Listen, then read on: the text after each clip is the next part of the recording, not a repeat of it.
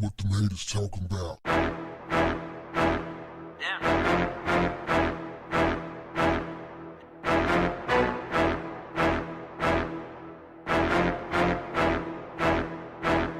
What's up, family?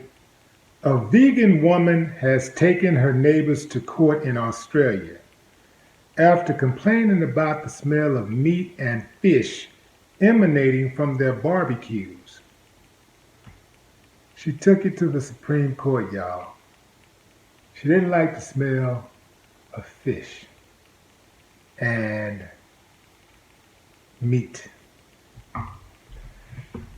Scylla Corden, that's her name, Scylla Corden.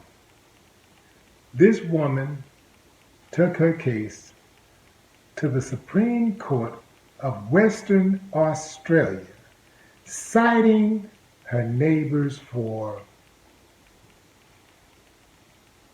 smoking, barbecuing, and get this one. Oh, this is a big one. The kids playing basketball. She didn't like the sound of the basketball. She said in an interview that she's a good person and she just wants peace. That is a lie, Scylla. You don't want peace. You want trouble. You want confrontation. You want beef. Fortunately, the Supreme Court saw right through you and tossed your frivolous lawsuit. That is textbook passive aggressive. Create chaos, then play the victim. She don't like the idea that her neighbors were barbecuing, smoking, and the kids were playing basketball. Most people would call that living. What a sad, sad woman she must be. It's got to be very difficult living with her. What happens when she passes by a burger joint or a pizza joint and they got beef, pepperoni, chicken on the pizza? What is she going to do then? She going to file a lawsuit because she smelled beef? Because she smelled chicken? She smelled some type of meat? That is ridiculous. She don't want peace. She wants a judgment from the courts to reinforce her beliefs. That's what she wants.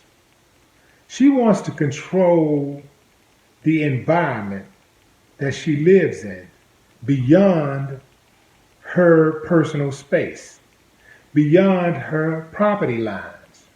That's what she wants. I've seen her kind before. There are many of them who live here in the United States. She's the problem. The neighbors should have filed a countersuit and went after her for being indecent. Man, every day is something new. It's hard, I tell you, it's hard having good neighbors. A good neighbor is hard to find. You know how they say good work is hard to find? A good, what do they say? Not good work, but they say good help. Good help is hard to find. A good neighbor is even harder to find. I know people who have gotten into fisticuffs with their neighbors, whole families. I mean, we used to do that way back in the day. But I was a kid. This is before I was a teenager. We used to fight our neighbors all the time. What about those neighbors who have motorcycles? Especially if you live like in an apartment complex and your neighbor, every time they come home, boom, boom, boom, all you hear is that exhaust. Man, that's got to be very hard to deal with. When I was writing my advice column in the Houston Press, one of the readers wrote in and talked about how he had a difficult time with his neighbor who had a loud truck. He said you could just hear it before it hit the corner. just loud, loud, loud. And he said he actually asked the guy, could he change his exhaust system so it wouldn't make as much noise? And he said the guy actually complied, actually obliged him. That was very strange. I actually, that was something that I actually had suggested. I was like, hey man, you either move, you deal with it, or you ask the guy to change it. I thought it was a long shot. I didn't think he'd do it. That's the last thing I thought, because it costs money to do that, to change that exhaust system. But he said the guy did it. Shocked me. But anyway, that just goes to show you effective communication brings about great relationships, and it fosters good neighborly interactions. A lot of times when your neighbor's doing something, your neighbor's loud, the first instinct is to bang on the wall or bang on the ceiling, or whatever, or a stomp on the floor if they're underneath you, if you live in an apartment or something like that.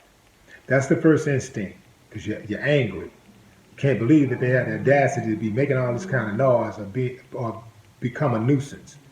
And so your first instinct is to, be aggressive. Maybe you can call the police or whatever.